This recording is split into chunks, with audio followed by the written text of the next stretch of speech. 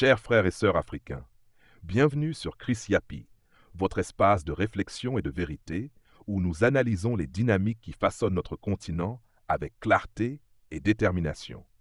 Aujourd'hui, nous abordons un événement d'une portée considérable, un moment qui transcende les simples faits pour s'inscrire dans l'histoire de notre lutte.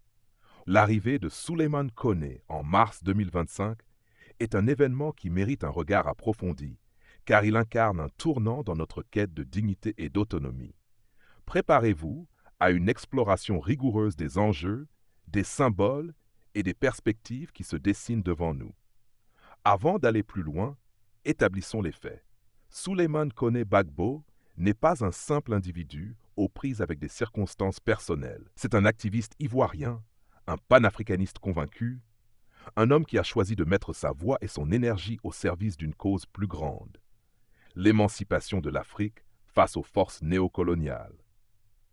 Proche de Laurent Gbagbo, ancien président de la Côte d'Ivoire et victime d'une campagne d'acharnement orchestrée par des puissances étrangères, Souleymane a émergé comme une figure clé dans la dénonciation des injustices qui frappent notre continent. Son parcours n'a rien d'un chemin pavé de roses. S'engager dans une telle lutte, c'est accepter de défier des intérêts puissants, de s'exposer à des représailles, de vivre sous la menace constante. En exil en France, il a été la cible d'une répression implacable. Arrestation arbitraire, tentative d'extradition vers la Côte d'Ivoire pour le livrer aux autorités actuelles, pression psychologique et judiciaire. Pourtant, face à cette adversité, une force plus grande s'est levée, celle du peuple africain. À Paris, les diasporas se sont mobilisés, ont organisé des manifestations, ont fait entendre leur indignation avec une unité exemplaire. Leur message était clair. Nous ne laisserons pas l'un des nôtres être réduit au silence. Cette mobilisation a porté ses fruits, arrachant Souleymane aux griffes d'un système décidé à l'anéantir. Cependant, la liberté obtenue en France n'était qu'illusoire. Soumis à un régime de contrôle strict, contraint de se plier à des formalités humiliantes, il demeurait entravé, surveillé, vulnérable.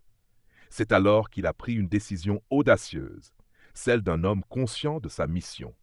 Quitter ce pays qui prétend incarner la liberté tout en étouffant les voix africaines pour rejoindre une terre où la souveraineté n'est pas un vain mot. Cette terre, c'est le Burkina Faso, le pays des hommes intègres.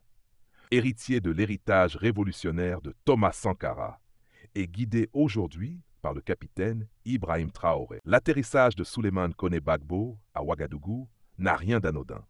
Il ne s'agit pas d'un simple déplacement géographique, mais d'un acte politique chargé de sens. Un événement qui résonne comme une déclaration d'indépendance face aux forces qui cherchent à maintenir l'Afrique sous tutelle. Les images de son accueil parlent d'elles-mêmes. Une foule immense, des drapeaux brandis avec fierté, des chants patriotiques, une ferveur populaire palpable. À l'initiative des associations de veille citoyenne, le peuple burkinabé s'est massé au rond-point des Nations Unies, désormais appelé rond-point capitaine Ibrahim Traoré, pour célébrer l'arrivée de cet homme qui incarne leur combat commun.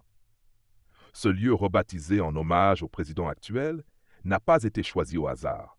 Il symbolise le rejet des institutions internationales qui, sous couvert d'aide et de coopération, ont trop souvent servi les intérêts des puissances impérialistes au détriment des peuples africains.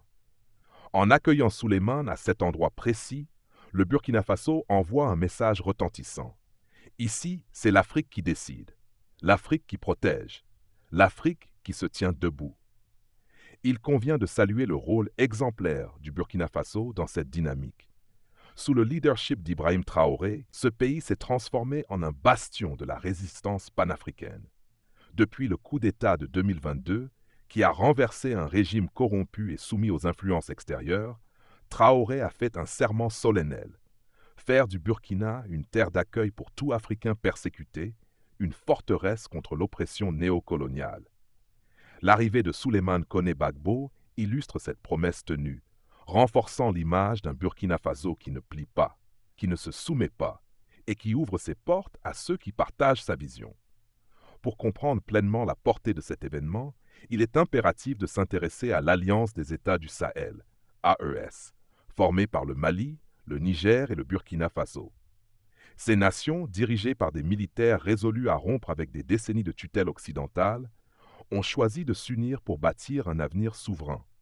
En se retirant de la CEDEAO, une organisation perçue comme un outil, Souleymane Gbagbo Koné, a été arrêté en France fin février 2025 et placé en rétention administrative à Paris, probablement en raison de son statut migratoire irrégulier.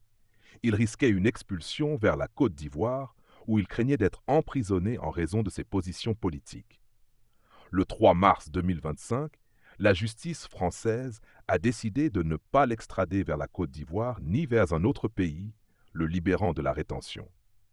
Cependant, il a ensuite été expulsé de France et est arrivé à Ouagadougou, la capitale du Burkina Faso, le 11 mars 2025, selon des sources médiatiques et des posts sur X. Son arrivée à Ouagadougou a été marquée par un accueil enthousiaste de la part de sympathisants, et il est plausible qu'Ibrahim Traoré ou des représentants de son gouvernement aient été impliqués dans cet accueil en grande pompe. Vu l'alignement idéologique entre les critiques de Gbagbo Koné contre le pouvoir ivoirien et la rhétorique anti-impérialiste de l'AES. Ce que Gbagbo Koné pourrait saluer. En saluant l'AES, Gbagbo Koné exprimerait probablement son soutien à l'idéologie de souveraineté et de résistance à l'influence néocoloniale que prônent ces pays. Cela s'inscrit dans la continuité de son discours et de celui du PPACI, qui critique souvent la France et le gouvernement Ouattara pour leur proximité supposée avec les intérêts occidentaux. Cet événement renforce également les liens symboliques entre certains opposants ivoiriens et les régimes militaires de l'AES, comme l'a déjà illustré le soutien de Laurent Gbagbo lui-même à cette alliance. Véracité. Les éléments de base, arrestation en France, expulsion, arrivée à Ouagadougou, sont corroborés par des articles de presse et des posts sur X datant de début mars 2025. L'expression en grande pompe et la mention d'un accueil par Traoré personnellement pourraient être exagérées ou symboliques, car aucune source officielle ne confirme une rencontre directe avec Ibrahim Traoré à ce jour, 14 mars 2025. Il est possible que l'accueil ait été organisé par des militants ou des officiels subalternes. Portée, cet événement a une résonance politique forte. Il met en lumière les tensions entre la Côte d'Ivoire et ses voisins de l'AES, ainsi que le rôle du Burkina Faso comme refuge pour des dissidents africains.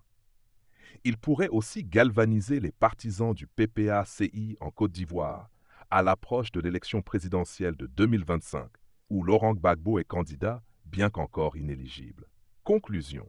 Gbagbo Koné, après son expulsion de France, a trouvé refuge au Burkina Faso, membre de l'AES, et son accueil chaleureux reflète une convergence d'intérêts idéologiques. S'il a salué l'AES, cela traduit son admiration pour leur stance anti-establishment. Cependant, sans communiqué officiel de Traoré ou de Gbagbo Koné lui-même post-arrivée, les détails précis de cet accueil en grande pompe restent à confirmer. Cet épisode illustre néanmoins les dynamiques géopolitiques et les solidarités émergentes en Afrique de l'Ouest.